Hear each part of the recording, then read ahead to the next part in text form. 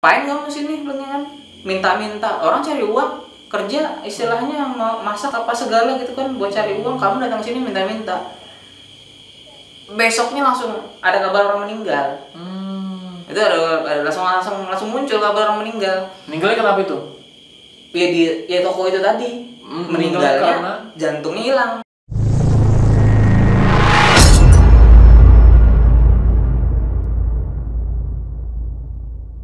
Oke, balik lagi bersama kita bertiga ya. Seperti biasa kalau kita udah ngumpul terus backgroundnya macam gini gitu kan, terus orang-orangnya ini aja.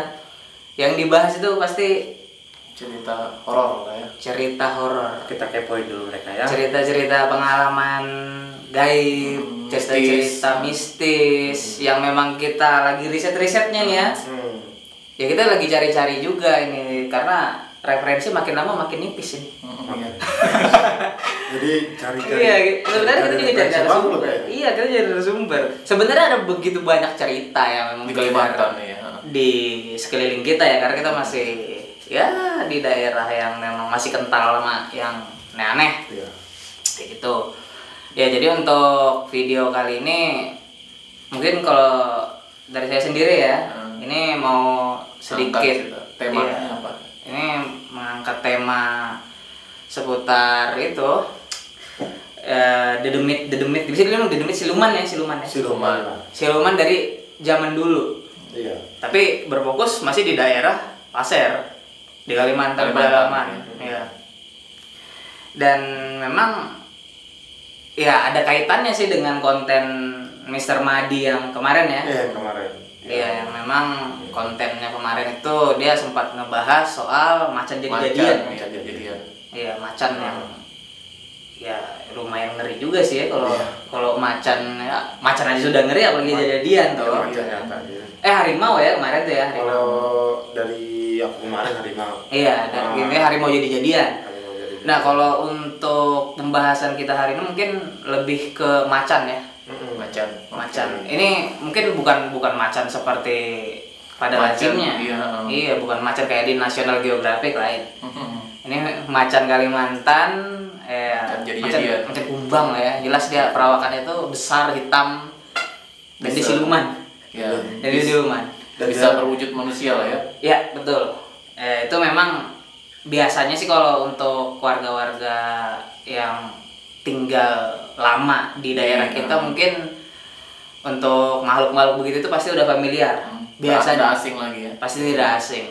Mungkin bisa ditanya nanti sama Mr. Madi atau Mr. Kamil dato-datonya gitu kan, atau keluarga-keluarga itu teman-temannya pasti nggak jauh berbeda gitu. Iya.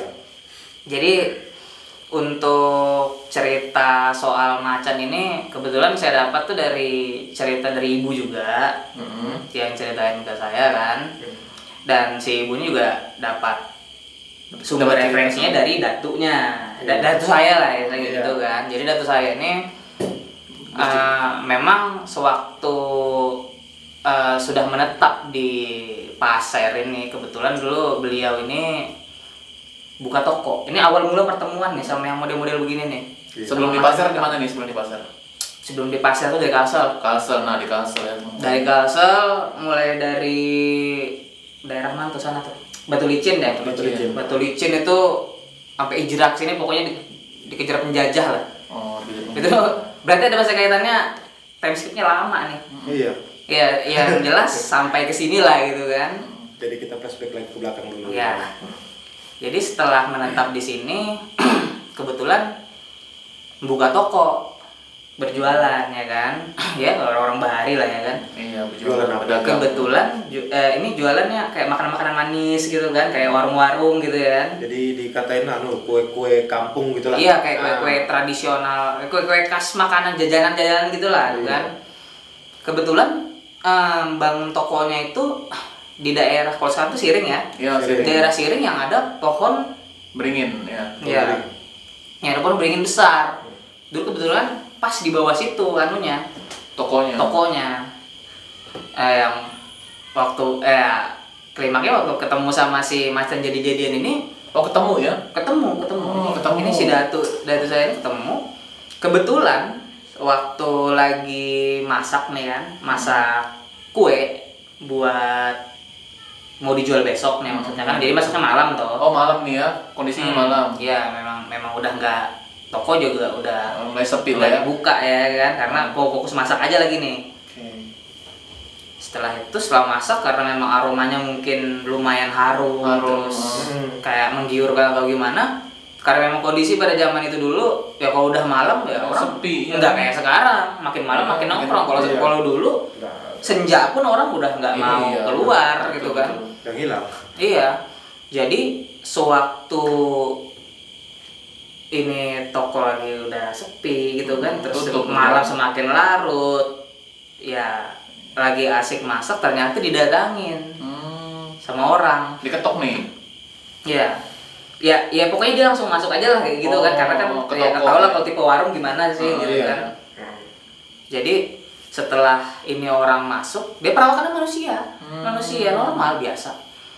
Setelah itu si orang ini kayak ya karena ini antara si pedagang apa pembeli lah istilahnya kayak gitu kan, jadi ya biasa aja lah kalau datangin orang kan. Tapi ya memang rada aneh sih datu saya itu waktu ngelihatnya orang kan, kok kayak ngerasa ada yang aneh dalam dia. Iya pasti aneh karena selarut ini kok datang, kok beraninya keluar gitu kan. Mau cari kue tengah malam. Iya, mau cari kue mungkin atau gimana gitu kan. Ya untuk komunikasi yang lebih detail. Bukan detail sih, komunikasi yang lebih lazim kayak macam ini kan toko tutup ya, nggak mungkin lagi lah kita ngomongin soal tutup apa segala. Karena memang data saya ini sudah mulai curiga ini ya sama orang yang datang ini, jadi dia nggak mau ngeladenin kayak manusia pada umumnya, jadi diem aja dulu kan. Iya, seperlunya aja. Iya, seperlunya aja, nggak juga terlalu tegur atau gimana. Ternyata si yang datang ini ngajak ngobrol duluan. Dia perawakannya biasa, terus kulit dia kayak manusia gitu kan. Sambil dia ngomong, manis be, dia bilang gitu. Manis be kan artinya manis kah? Manis, ya. Dijawabin dong sama datukmu. Sama datuk. Iya. Iya, bilang manis be gula. Berarti ya manis ya karena gula istilah gitu ya, kayak gitu. Manis gula lah. Ya, manis gula. Ya udah diam. Ada time skip berapa lagi kan, karena memang rada aneh nih, karena kalau manusia kan ya ngapain lo nanya-nanya ini memang harum manis apa segala. Terus di kalimat kedua dia ngomong lagi. Iya. Lemak deh, kan istilahnya ini manis dan berlemak. Berarti kan biasanya kalau kita bikin kue itu yang kue bersantan pasti manis tuh. Iya. Dan berlemak memang. Iya, yang berlemak itu. Dijawabin lagi nih sama si Datu. Lemak deh santan, dia bilang kayak gitu. Terus itu lama ya, istilahnya gitu kan, diam ini sambil masak apa segala. Tapi ya memang mungkin si Dato ini juga bukan tabiatnya yang memang kayak gimana ya, karena memang merasa ada sesuatu kayaknya lain lah ya. Ini orang udah bisa disembarangin kayak gitu loh kan. Terus si Dato ini ya bilang ngasih lah sepotong. Oh, dikasih nih ya. Dikasih. Sepotong nih yang baru dimasak nih, yang baru jadi nih. Iya. Jadi dikasih. Habis dikasih, ya dia tanpa lagi dia mau makan dia nikmatin gitu kan. Terus karena memang si Dato ini masih rada curiga gitu kan. Ya cobalah tengok bagian bawah kaki. Kan biasanya kalau orang rada curiga kan misalkan ini malu jadi atau apa, biasanya kaki nggak nyentuh tanah atau apa segala gitu. Jadi si Dato ini sewaktu ngelihat ke bawah, di bawah meja nih ya. Iya, pokoknya ngelihat di bagian bawahnya si orang ini. Iya. Itu menjuntai itu buntut hitam. Ekor, dia punya ekor ternyata. Ekor macan hitam tuh ya gimana ya. Besar kalau besar. Jadi kalau keterangan dari ibu saya itu katanya sebesar ini nih. Ekornya nih ya. Besar sekali nih begini. Entah ini bulu atau tulangnya bagaimana, yang jelas ekornya sebesar ini dia bilang. Diameternya seberapa? Iya. Pipa parlon yang besar itu. Ya andai kata ya, ada ekor sebesar ini. Terus kalau ngelibas itu udah lah. Iya toh. Istilahnya dari struktur tulang otot atau gimana gitu. kalau kita bisa ambil kesimpulan kalau macan normal nggak sampai segitunya. Tiga mati. Ya kalau kucing doang segini ya dia segini. Ya namanya jadi-jadian kita nggak tahu kan. Ya, istilahnya di daerah kita ini ya memang dari dulunya ya gitu kan. Terus setelah Datuk saya itu ngelihat yang seperti itu langsung masuklah pokoknya ke dalam. Langsung ditinggal ya? Langsung nggak ada urusan lagi, yang penting sudah dikasih udah nggak ada masalah atau apa kayak gitu. Masuk ke dalam kelambu, karena memang kalau menurut orang dulu kelambu itu tempat yang paling aman. Ya. Jadi setelah masuk itu udah nggak mau lagi ada urusan sama yang model begitu. Jadi tinggal, masakan ditinggal, dagangan di luar tinggal ya? Tinggal aja udah mau ngapain lagi, mau diladenin begitu ya nggak bisa. Kemungkinan kalau diladenin mungkin lain ceritanya kalau lain cerita, ada nggak tahu ya. Pokoknya yang jelas nggak sampai segitu lah, tapi udah karena takut kan. Iya. Jadi udah masuk. Bacaan lah apa segala gitu sampai akhirnya setelah dicek hilang. Nah tapi mirisnya di waktu yang saat itu ternyata ada toko yang buka juga berarti ya? Ada juga yang buka, cuman kayaknya nggak jauh dari situ, tapi ya memang masih seputaran situ kan. Di toko itu didatangin juga sama makhluk yang sama, sama si macan jadi-jadian ini. Tapi bedanya di toko itu responnya berbeda. Kemarin tuh disebutin sih namanya, cuma lupa udah. Tapi ya nama orangnya. Nama orangnya sampai tahu. Karena memang ceritanya berdasarkan pengalaman dari si Dato ini sendiri gitu kan. Jadi sih ya yang jelas itu ya disamarkan aja gak enak kan. Tapi kamu tahu namanya? Lupa. Jadi sewaktu itu di satu si toko lain didatangin sama si macan ini. Karena responnya berbeda, jadi sewaktu si makhluk jadi-jadian ini datangin, si toko yang satunya ini dia kayak ketus gitu ngejawabinnya. Jutek lah ya. Iya, dia kurang suka kan, karena tahu ini pasti orang minta-minta. Iya. Jadi dijawabin kan, ngapain kamu sini kan? Minta-minta, orang cari uang. Kerja istilahnya mau masak apa segala gitu kan buat cari uang, kamu datang sini minta-minta. Besoknya langsung ada kabar orang meninggal. Itu ada langsung muncul kabar orang meninggal. Meninggalnya kenapa itu? Ya toko itu tadi. Meninggalnya karena jantungnya hilang. Ya karena ya itu tadi yang didatangin tadi, itu yang meninggal. Betul itu kalau misalnya laki-laki yang jaga. Jantungnya hilang ya, bisa ya? Jantungnya hilang. Katanya sih yang dimakan jantungnya.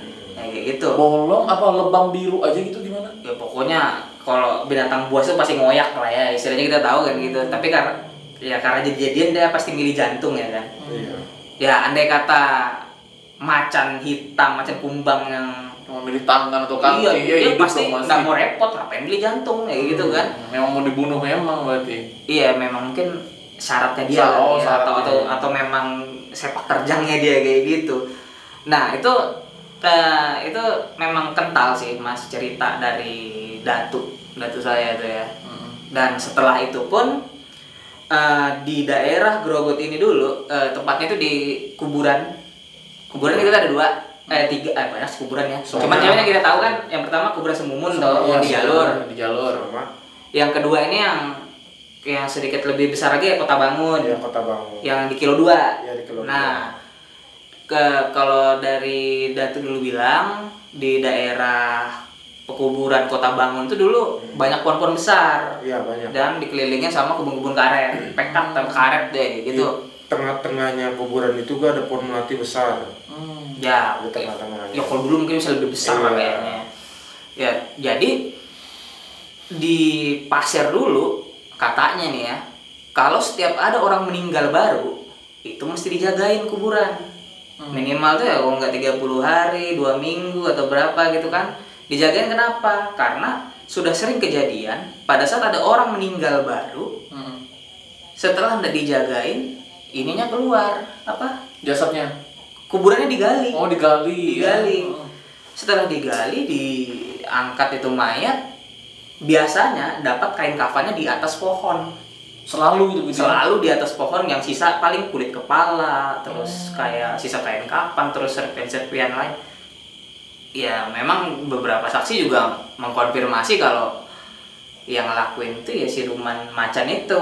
Jadi yang kita tahu tadi kan, lihat buntutnya sudah segede gini gitu. Terus ada yang saksi matanya nih ya ngelihat si macan ini ngegali tuh. Karena kan nggak mudah tuh ngegali kubur, dia ngegali. Terus buntutnya yang segede gini tuh ngibas tanah itu sampai jauh. Biar nggak jatuh balik. Iya, biar nggak jatuh balik. Pokoknya sampai dia dapat mayatnya tuh, ya udah nggak selamat nih mayat. Itu ya memang satu kemiripan yang logis sih kalau kita lihat tuh. Orang buntutnya segede gini kok buat ngegali terus ngemakan mayat buat kecil lah buat dia kayak gitu kan. Jadi si barat gelas gini berarti ya. Besar lagi karena dua begini. Jadi ya itu tadi kan soal macan jadi-jadian itu. Dan ini nggak hilang sampai di situ sih. Ini tadi 2 tempat yang berbeda loh ya. Iya. Di Siring, di Beringin, sama di Kilo 2 ya. Sampai di Kilo 2. Itu berarti memang banyak macannya berarti ya di sini. Antara banyak atau memang itu atau memang masih daerah wilayahnya kan kita nggak tahu. Tapi yang jelas pelakunya sama. Macan jadi-jadian. Ya memang ya namanya dulu ilmu orang masih kental kan ya, memang meresahkan sih ya namanya siluman tuh. Bahkan sampai sekarang pun ya kayak macam kuyang pun juga masih ada tuh. Terus untuk time skip ke depannya, ini dari zaman datu mungkin udah zaman datu tadi udah ya. Iya. Sampai lanjut ke zaman ya itu tadi ibu saya ini masih zaman orang tua. Masih bocil-bocilnya ya. Ya kebetulan memang di belakang rumah ada pohon ampalam, jadi pohon mangga besar, yang paling besar tuh. Ya memang biasanya WC taruh di luar. Orang dulu memang WC di luar. Iya. Jadi biasanya sih pengalamannya tuh pada saat mau buang hajat di malam hari, ya sosok macan itu ya main-main di atas pohon ampalam itu, kelihatan dan dia memang buat lompat-lompat di situ ya. Iya, membuat daun-daun gaduhan lah pokoknya. Iya, pokoknya iya, mungkin playgroundnya dia gitu kan kita nggak tahu. Ganggu itu kan kayak gitu kan maksudnya. Iya, sebenarnya sih mungkin karena bisa dibilang ya dia nggak bisa sebebas dulu mungkin ya, mungkin karena memang masyarakat pada saat di zaman datu dulu jauh dulu nggak sebanyak yang sekarang mungkin toh. Nah ya itu tadi mungkin ya, takut diburu juga atau gimana gitu kan, karena memang kalau satu konsep jadi-jadian kalau sudah masyarakat itu udah mau cari biasanya bisa dapat sih, bisa dapat karena memang kayak macam perang kan, perang atau gimana.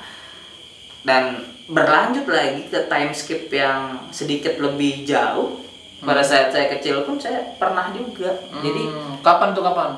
Ini umur berapa itu?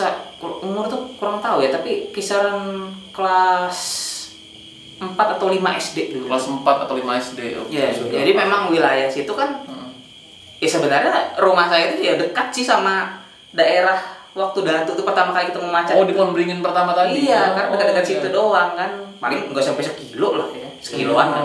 Ratusan meter aja kayaknya. Iya, berapa ratus meter doang. Jadi sewaktu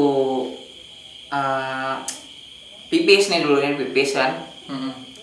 Malam tuh kalau nggak salah nggak terlalu malam sih, tapi ya masuk jam 9 mau setengah 10 lah mungkin. Wih, malam itu udah kalau zaman dulu. Ya kalau zaman dulu sih memang suasananya sih sepi banget ya. Sepi banget. Jadi kebetulan kan mau ke daerah dapur toh. Jadi kalau daerah dapur itu sama WC nggak ada misah nih, masih dalam rumah. Cuman dia cuma sekat seng gini doang. Iya. Jadi di sinilah anunya kan,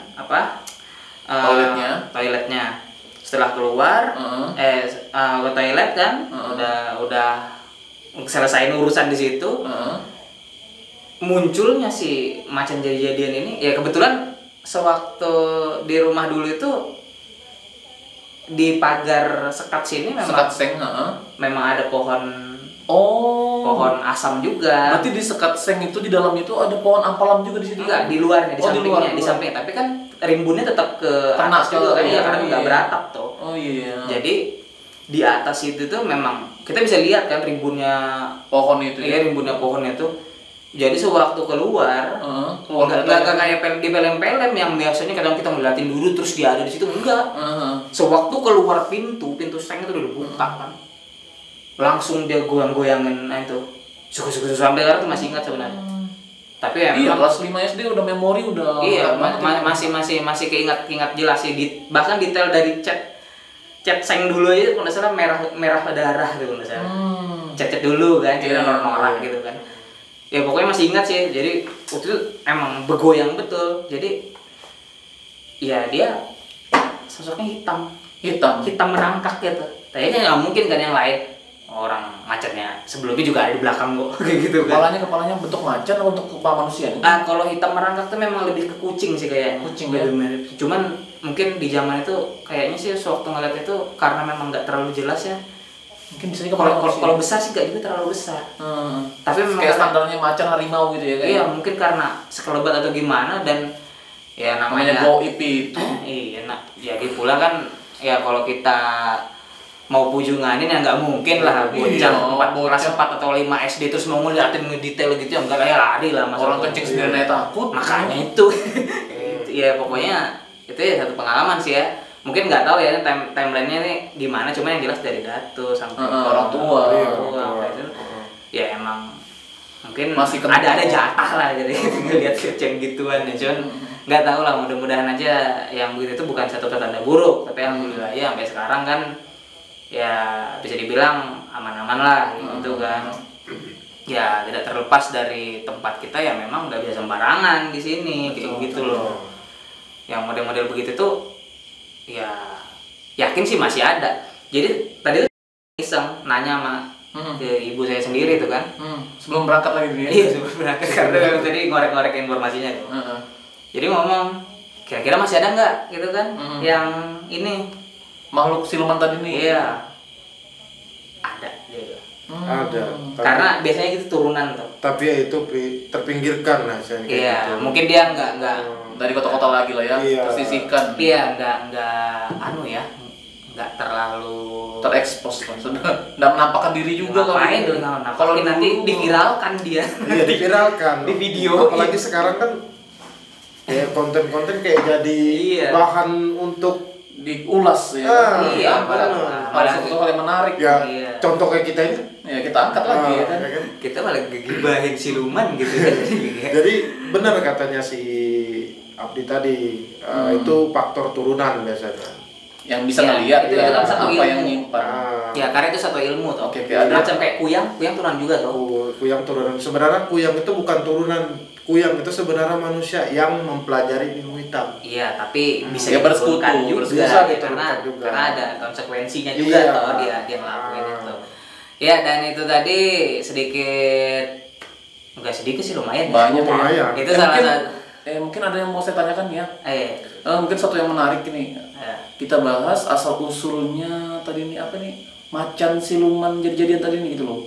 Itu mungkin dulu mereka itu manusia terus mempelajari ilmu goib, bersekutu sama jin apa memang dia makhluk goib terus dipelihara sama manusia. Nah, ini ada mungkin ini sedikit referensi aja karena memang ada kaitan. Biar teman-teman tahu juga kan. Karena memang yang model-model begitu itu ya nggak mungkin langsung tiba-tiba instan ada kan. Masa ya macan nama manusia begitu langsung jadi itu enggak kan. Jadi kalau menurut cerita yang didapat dari zaman Datu dulu sewaktu zaman penjajahan, mayoritas ini lebih ke arah para pejuang-pejuang Kaltim ya mungkin kan. Itu memang banyak yang ngadain itu kayak tekan kontrak sama yang penunggu di sini. Nah, itu teman-teman ya. Manusia mengadakan perjanjian perjanjian dengan makhluk gaib. Makhluk gaib jin ya. Kalau memang mau disinkronkan lagi, sinkronkan lagi ya. Oke.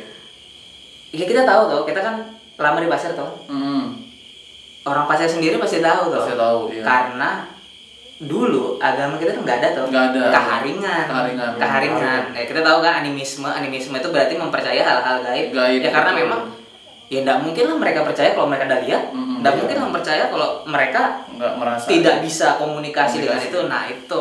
Jadi itu dipercaya mereka. Iya, jadi memang sewaktu zaman penjajahan pun ya memang pejuang-pejuang kita ada yang beberapa nih ya, ada yang melakukan perjanjian dengan ya makhluk-makhluk kayak gitu dan sampai akhirnya mungkin setelah zaman penjajahan mulai sudah memudar gitu kan, jadi musuh nggak ada lagi tuh.